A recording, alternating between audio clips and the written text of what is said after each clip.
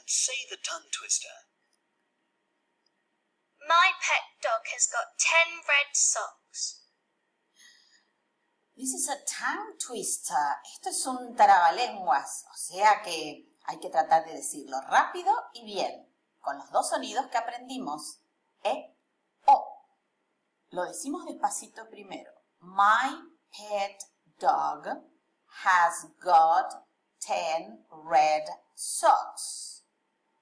A ver, de nuevo, ¿lo escuchamos? Listen and say the tongue twister. My pet dog has got 10 red socks.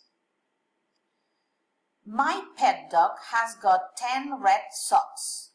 My pet dog has got 10 red socks. Now it's your turn. Come on, now you.